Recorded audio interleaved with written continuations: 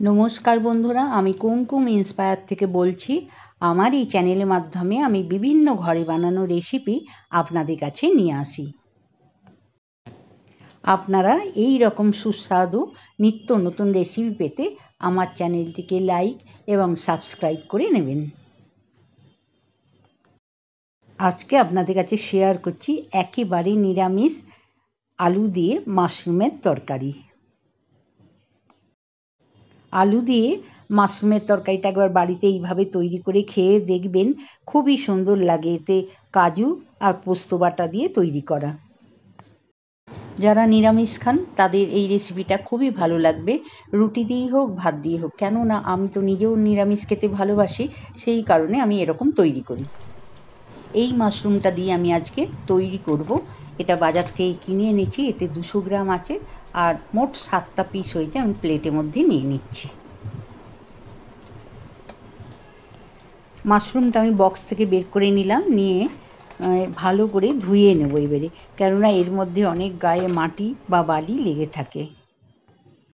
মাশরুমটা আমি পরিষ্কার করে ধুয়ে নিয়েছি, দেখতেই পাচ্ছেন এখন সাদা ধপধপে হয়ে গেছে। এইবার আমি এগুলোকে কেটে নেব। মাশরুমটা পরিষ্কার করে ধোয়া হয়ে গেছে। এইবার আমি মাশরুমগুলোকে একটা করে কেটে নিচ্ছি ছুরি দিয়ে। মাশরুমগুলো আমি পাতলা পাতলা করে কেটে নিচ্ছি। এইভাবে আমি কেটে নেব। আরও একটা মাশরুম আমি কেটে নিচ্ছি। এই যে বোঁটাটা কেটে নেব। বোঁটাটা কেটে নিয়ে 2 আধখানা করে যে কোনো একটা সাইড থেকে পাতলা করে কেটে নিতে হবে। আমি এবারে কেটে নিচ্ছি পাতলা করে একটা সাইড থেকে। এইভাবে আমি সব মাশরুমগুলো কেটে নেব। সব মাশরুমগুলোই আমি এইভাবে কেটে নেব।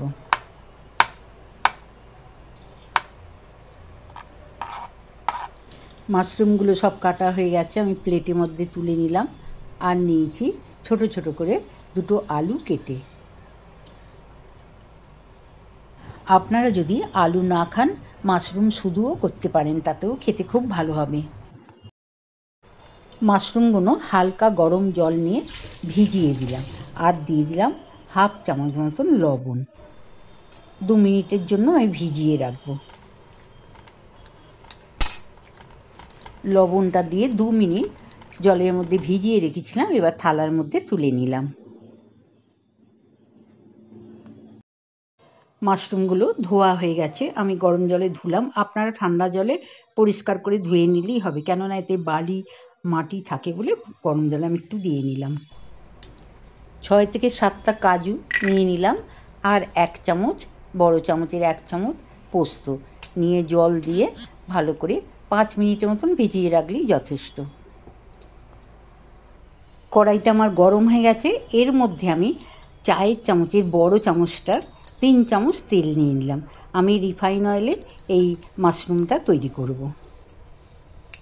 তেল গরম হয়ে গেছে। এর মধ্যে দিয়ে দিচ্ছি 2টো শুকনো লঙ্কা, একটা তেজপাতা, আর 2টো ডালচিনির টুকরো, 2টো ছোটো এলাচ, আর 2টো লবঙ্গ, আর দিলাম 1/2 চামচ জিরে।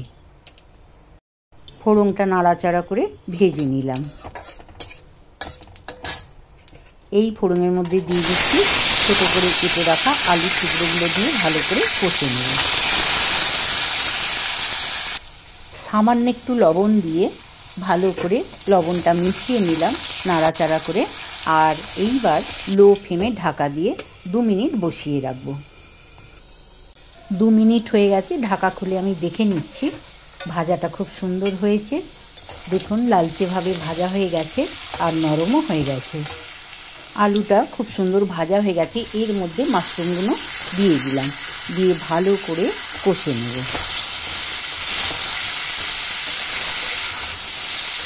আলু আর মাশরুমটা আমি ভালো করে কষে নেব, মাঝে মাঝে নাড়াচাড়া করে কষে নিচ্ছি। দেখুন এবারে জল ছেড়ে গেছে। এইবার আমি এটাকে বাটির মধ্যে ঢেলে নেব। মাশরুম আর আলুটা অনেকটাই ভাজা হয়ে গেছে। এবার আমি একটা কাঁচের বাটির মধ্যে ঢেলে রাখছি। কড়াইটা আবার বসিয়ে দিয়েছি। এর মধ্যে দিয়ে দিচ্ছি 2 চামচ বড় চামচের সাদা তেল। তেলটা আমার ভালো করে গরম হয়ে গেছে। এর মধ্যে 1 চামচ আদার পেস্ট দিয়ে দিলাম, 1/2 চামচ কাঁচা লঙ্কা পেস্ট, আর দিয়ে দিচ্ছি 1/2 চামচ ধনে গুঁড়ো, 1/2 চামচ জিরে গুঁড়ো আর স্বাদ মতন লবণ। এখানে আমি 1/2 চামচ কাঁচা লঙ্কা পেস্ট দিয়েছি, আপনারা যদি ঝাল বেশি খান দিয়ে দেবেন। মশলাগুলো সব একসাথে দিয়ে ভালো করে কষে নিচ্ছি, আর দিলাম খুবই সামান্য একটু হলুদ। হলুদটা দিয়ে নাড়াচাড়া করে মিশিয়ে নিয়েছি। এইবার দিয়ে দিলাম খুব সামান্য একটু চিনি, আপনারা এই মিষ্টি যদি না খান দেওয়ার দরকার নেই।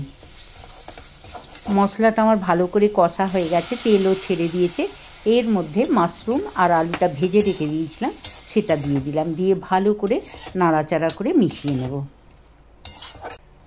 মশলার সাথে মাশরুমটা ভালো করে মিশিয়ে নিয়ে এর মধ্যে খুব সামান্য একটু জল দিয়ে দিলাম, এটা আমি গরম জলই দিয়েছি একটুখানি।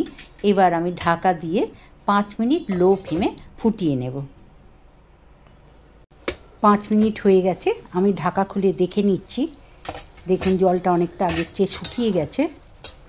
আমি নাড়াচাড়া করে দেখে নিচ্ছি যে সেদ্ধ হয়ে গেছে কিনা। সেদ্ধও হয়ে গেছে, সেদ্ধও ভালো করে হয়ে গেছে। এখন আমি মাশরুমটা নাড়াচাড়া করে কাজু আর পোস্তর পেস্টটা এর মধ্যে মিশিয়ে দিলাম, আর বাকি মিক্সি ধোয়া জলটাও এর মধ্যে দিয়ে দিলাম। কাজু পোস্তর পেস্টটা ভালো করে মাশরুমের সাথে মিশিয়ে নিলাম, নিয়ে ঢাকা দিয়ে 5 মিনিট লো ফ্লেমে ফুটিয়ে নেব।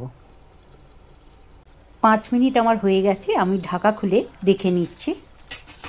দেখুন জলটা শুকনো হয়ে গেছে। এবারে নাড়াচাড়া করে দেখে নিচ্ছি। মাশরুমটা আমার খুব সুন্দর তৈরি হয়ে গেছে, মাখা মাখা। এর মধ্যে 1/2 চামচ গরম মশলা আর 1/2 চামচ ঘি দিয়ে ভালো করে মিশিয়ে নিচ্ছি। ঘি আর গরম মশলা দিয়ে ভালো করে নাড়াচাড়া করে মিশিয়ে নিলাম। খুব সুন্দর তরকারিটা তৈরি হয়ে গেল। এইবার আমি কাঁচের বাটির মধ্যে ঢেলে নিচ্ছি।